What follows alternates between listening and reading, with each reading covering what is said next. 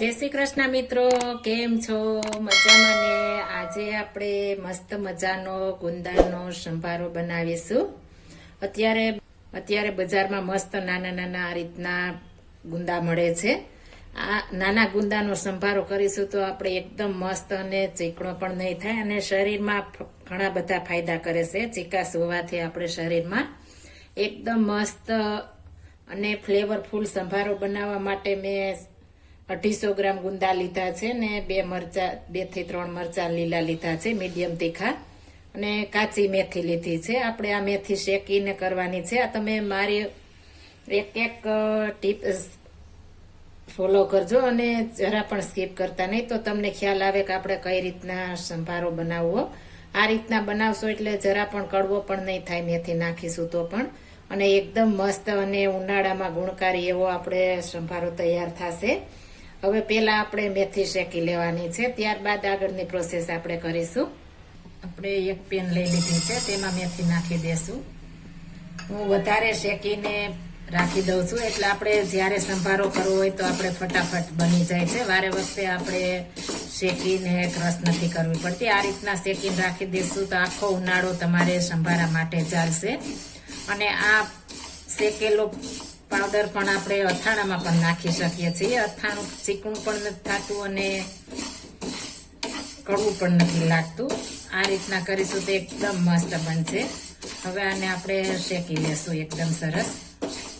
આપણે એકદમ colour change નથી કરવાનો, આછો બ્રાઉન કલર થાય ત્યાં સુધી આપણે શેકાવા દેશું. અને કિચનમાં આછી સુગંધ આવવા માંડે એટલે આપણે ગેસની ફ્લેમ બંધ કરી દેશું. ઘણા સંભારામાં આખી મેથી આવે તો ભાવતી નથી, એટલે આ રીતના કરીને નાખીશું તો નાના મોટા બધા ખાશે, ખ્યાલ પણ નહીં આવે કે મેથી નાખી છે. હવે સરસ આપણે કલર આછો બ્રાઉન કલર થઈ ગયો છે. હવે આને ગેસની ફ્લેમ બંધ કરી દેશું ને આને ઠંડુ થવા દેશું. એક વાસણમાં કાઢી લેશું. હવે ગુંદાને આપણે ડીટિયાનો ભાગ કાઢી લેશું. આ ઉપર જે ડંઠલ છે તે કાઢી લેવાના છે. આ રીતના બધા આપણે કાઢી લેશું. મેં ડાળી હતી તે કાપી લીધી છે.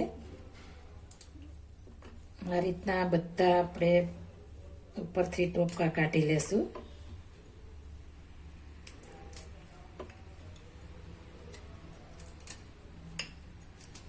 આપણે એકદમ સરસ આવા ફ્રેશ હોય તે લેવાના છે. આપણે બધા ટોપકા નીકળી ગયા છે. હવે આને આપણે દસ્તા વડે આ રીતના બે ભાગ થાય એ રીતના આડા તોડી લેવાના છે. આ રીતના આપણે તોડશું એટલે બધા સરસ તૂટી જશે, એકદમ સરસ. આ રીતના આપણે બધા તોડી લેશું. આપણે બધા તોડી લીધા છે. તેનો આપણે અંદરથી બી નીકળે તે આ રીતના કાઢશું એટલે ફટાફટ નીકળી જશે. અને જતા આપણે ગોઠવવાના છે. આ રીતના જતા એક રાઉન્ડ થાય, આપણે આખામાં એક એક થઈ જાય એ રીતના પેલા જતા ગોઠવી દેશું. આપણે આ કૂણા હશે એટલે એકદમ મસ્ત સંભારો બનશે. અને આ રીતના બનાવશો તો તમારે શાકની પર જરૂર નહીં પડે. એકની જગ્યાએ તમે 4 રોટલી ખાઈ જશો તેટલો મસ્ત સંભારો બનશે. આપણે ખરાબ હોય તે કાઢી નાખવાનું છે. આપણે અંદર સડેલ ન હોય પણ આપણે કૂણા હોય એટલે કાળું કદાચ થઈ ગયું હોય તો આપણે કાઢી નાખવાનું છે. આ રીતના આપણે બધા ગુંદામાંથી બિયા કાઢી લેશું. આપણે બધા ફાડા થઈ ગયા છે. હવે નિમક આપણે ઉપર આ રીતના આછું ભરી દેવાનું છે એટલે આપણે થોડી પણ ચીકાશ હોય તો દૂર થઈ જાય. આ રીતના કરીશું એટલે આપણે જરા પણ ચીકણો નહીં થાય. આ રીતના આપણે ભાંગતા જાશું અને નિમક ભભરાવતા જાશું એટલે એકદમ મસ્ત આપણો સંભારો બને. ફરી આપણે આ રીતના તોડી લેશું. આપણે ફરી ઉપરથી નિમક ભભરાવી દેશું. આપણે ઝાઝું નહીં, થોડું થોડું નાખવાનું છે. અને ખારાશ તો તમારે ટેસ્ટ એકોર્ડિંગ નાખી શકો છો.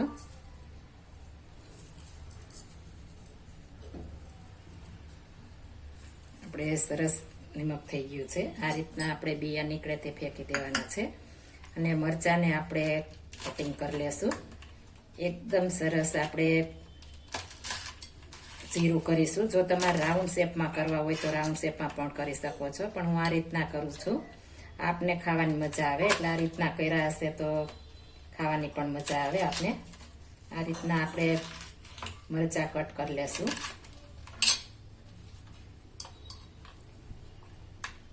આપણે મરચાં ગુંદા તૈયાર થઈ ગયા છે. હવે તેને આપણે સાઈડમાં મૂકી દેશું.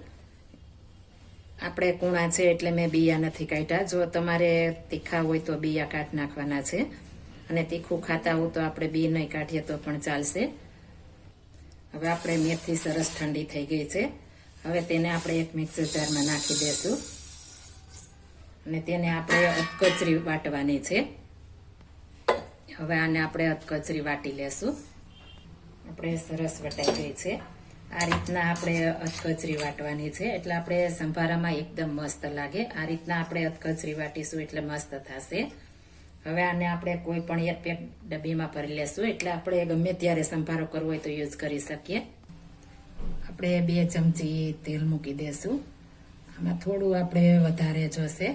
આપણે ચીકાશ ન રહીએ એટલા માટે થોડું વધારે તેલ હશે તો ચીકાશ નહીં રહે. હવે તેલ એકદમ સરસ ગરમ થવા દેશું. આપણે તેલ ગરમ થાય એટલે 1 ચમચી રાઈ નાખી દેશું, અને એકદમ સરસ આપણે ફૂટવા દેવાની છે. અને 1 ચમચી આપણે મેથીનો પાવડર નાખી દેશું. રાઈ ને મેથી એકદમ સરસ આ રીતના ફૂટવા દેવાના છે.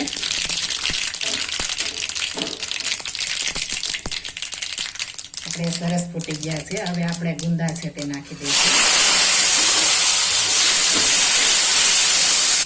આપણે તેલમાં એકદમ સરસ આ રીતના ચડવા દેવાનો છે. આ રીતના સતત હલાવશું એટલે ગુંદામાં મેથી અને રાઈ અંદર ભરાઈ જશે. આમાં જેમ રાઈ ને મેથી હશે તેમ સંભારો આપણો મસ્ત બનશે, અને ફ્લેવર પણ એટલું મસ્ત આવશે, અને ખાવાની પણ આપણે એટલી મજા આવે આ રીતના બનાવીશું એટલે. હવે આપણે હળદર નાખી દઈશું. આપણે વચ્ચે જગ્યા કરીને નાખવાની છે, એટલે આપણે ગુંદામાં અંદર ભરાય નહીં. અંદર ભરાઈ જશે તો આપણે સંભારો ખાવાની મજા નહીં આવે. આપણે તેલમાં આ રીતના સાઈડમાં કરીને નાખીશું એટલે એકદમ મસ્ત આપણે બનશે, અને જરા પણ ગુંદામાં નહીં જાય. હવે આપણે તેમાં મરચાં લીધા છે તે નાખી દઈશું. મરચાં આપણે ગુંદા ચડવા આવે ત્યારે જ નાખવાના છે, એટલે એકદમ મસ્ત આપણે સંભારો બને. મરચું થોડુંક કડક હોય તો આપણે સંભારામાં ખાવાની મજા આવે છે. અને હવે આપણે ધીમા ગેસે 2 થી 3 મિનિટ ચડવા દેશું. આમાં આપણે છાશ કે કોઈ પણ વસ્તુ પાણીની જરૂર નહીં પડે તો પણ એટલો મસ્ત બનશે, અને એકદમ ચડી જશે. આપણે 4 મિનિટ ચડવા દીધો છે. એકદમ સરસ આપણે ચડી ગયો છે, અને મરચાંનો પણ કલર ચેન્જ નથી થયો. આ રીતના ચડવા દેશું એટલે એકદમ મસ્ત થશે. હવે આપણે આને સર્વિંગ પ્લેટમાં કાઢી લેશું. આપણે મસ્ત મજાનો મરચાં ગુંદાનો સંભારો તૈયાર થઈ ગયો છે.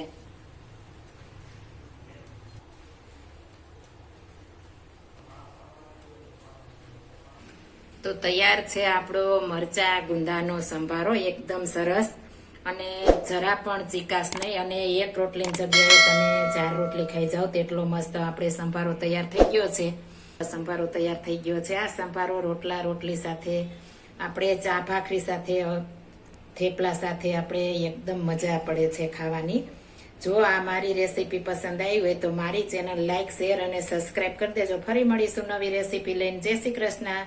Thank you for watching guys.